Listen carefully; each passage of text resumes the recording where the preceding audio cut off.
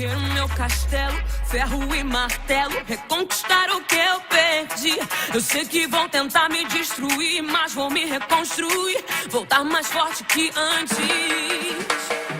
O Flare Brasil 2019, preparado pela Ipsos, se propõe a discutir as principais percepções que os nossos especialistas estão tendo sobre o momento atual do país, tentando assim organizar as ondas sonoras que são ouvidas pelos consumidores e sentidas pelo mercado, propondo novas soluções e identificando novas demandas.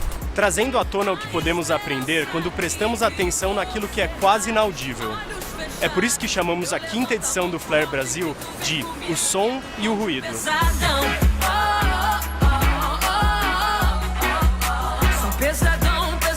O cenário político que se desenha para 2019 é provavelmente um dos mais incertos pelo qual a gente já passou no nosso período democrático. E aí, Rupal, tudo bem? E aí, Edu, tudo bom? No seu texto, você usa o termo do país dos desempoderados. O que você quis dizer com esse termo? A perspectiva é que o Brasil está mais fraco, ou que as famílias estão mais desempoderadas do que elas estavam há alguns anos atrás. A gente está passando por uma crise econômica muito grave. Isso tem reflexo nas famílias brasileiras e na capacidade dos brasileiros em consumir. Segundo item de desempoderamento pelo qual o brasileiro passa, o desempoderamento político. Então as pessoas não se sentem representadas politicamente. Eu acho que tem alguém que merece muito entrar nessa discussão. O Gustavo. Alô? Cara, acho que você tem muito a contribuir no assunto aqui sobre o cenário político de 2019. Qual que é o conceito que você expande quando fala de minorias? O termo minoria já é complicado, porque ele parte do pressuposto que a gente está falando de uma inferioridade numérica. E esse mesmo termo a gente acaba usando para se referir a grupos historicamente oprimidos, então seja política, econômica, social e até culturalmente. Então, por exemplo, as mulheres e os negros, eles representam mais da metade da população, só que a gente ainda se refere a eles como minoria. Mas qual que é a ideia que está por trás disso? Na verdade, eles são minoria quando a gente pensa em representatividade. E já que você vem do marketing, como que você acha que o modo de pensar cria um impacto na construção das marcas? As pessoas se inspiram e se identificam com outras pessoas e não com empresas.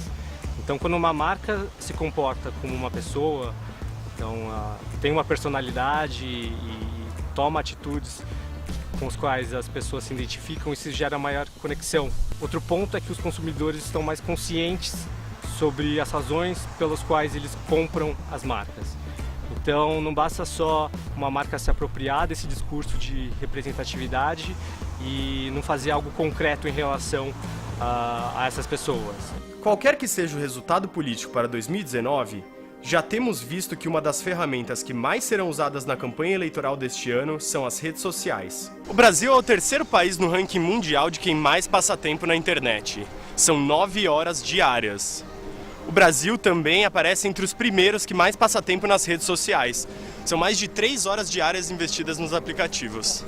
E aí, Ana, tudo bem? Tudo bem, Du. Tudo bom. Quando a gente fala desses escândalos envolvendo redes sociais, isso levanta muito uma questão sobre privacidade das informações dos usuários, né?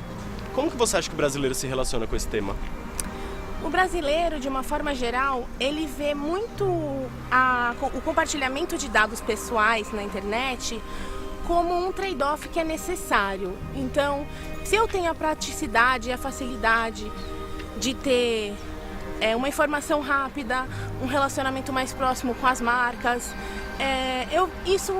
e em troca disso eu preciso estar disponibilizando os meus dados na rede, ok, isso é uma troca justa. Privacidade é algo de que eu tenho que abrir mão por conta dessas novas tecnologias. Então hoje o consumidor brasileiro, o internauta brasileiro, ele tem essa flexibilidade maior com relação à privacidade dos seus dados. O que, de certa forma, para as empresas que atuam hoje no Brasil, principalmente no mercado digital, é um cenário favorável. Não estamos vivendo uma era de mudanças. Temos a certeza que estamos no meio de uma mudança de era. O smartphone é um símbolo de como estamos vivendo uma nova revolução industrial, a revolução digital. E isso tem um grande impacto nas novas gerações, principalmente no que diz respeito ao futuro do trabalho. Priscila, o que é a Revolução 4.0?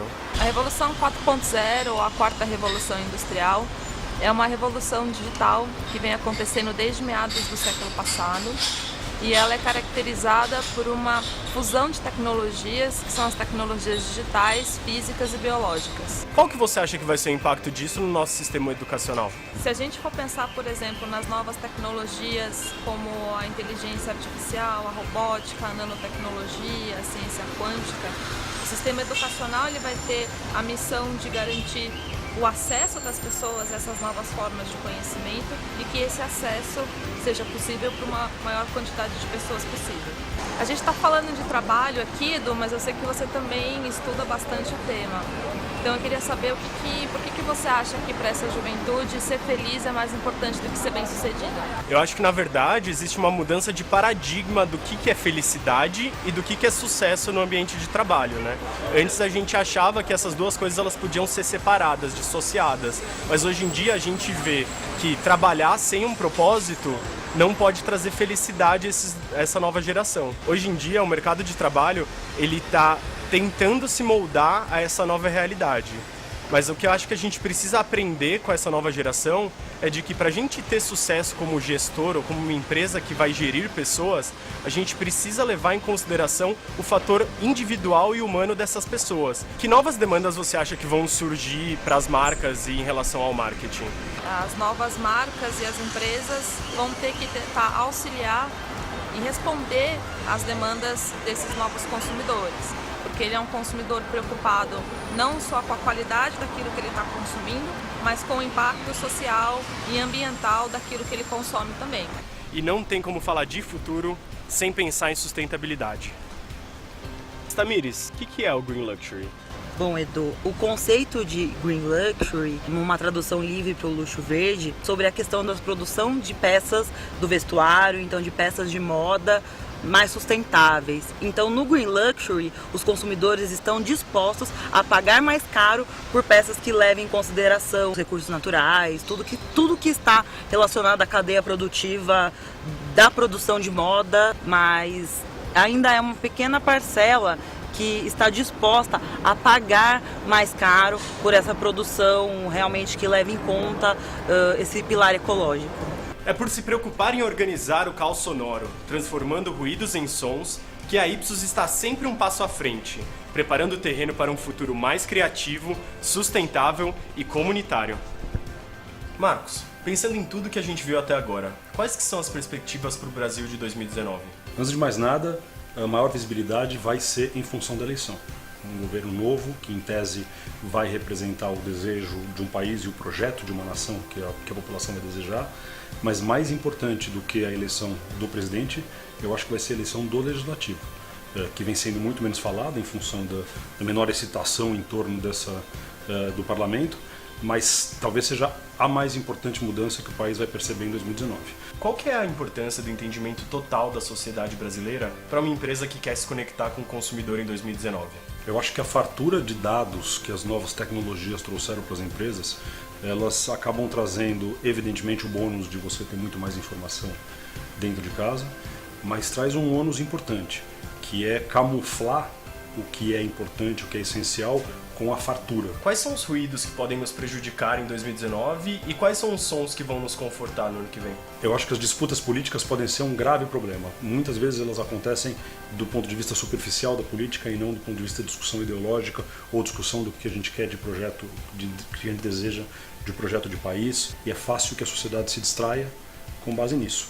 Quando na verdade a gente tem sons espetaculares, como você usou, nos confortando do dia a dia, das pessoas, da vida delas, do que elas desejam e que acontece muito ao largo das disputas políticas e econômicas mais visíveis. E eu acho que essa é uma percepção muito saudável para a sociedade brasileira. É reconhecer os seus movimentos, é reconhecer a sua sensibilidade, em que caminho que andam as famílias, os cidadãos, os indivíduos, os amigos. Talvez uma das poucas linhas mestras que ligue todas essas micro tendências, todos esses movimentos granulares, seja a busca de um propósito. E isso se reflete claramente nos agentes sociais, mas também nas marcas, mas também nas empresas, nos empregados, no governo. Eu acho que a gente vai ver cada vez mais a questão do propósito, a questão de algo que te mova, algo que te motive, algo que te dê razão para você acordar e lutar todos os dias, ganhando importância. mas não no sentido filosófico, no sentido pragmático. Esperamos que essa 5ª edição do Flare Brasil ajude você a ouvir melhor as ondas sonoras que agitam a nossa sociedade e a decifrar os comportamentos que criam novas conexões entre nós, influenciando o consumo do amanhã.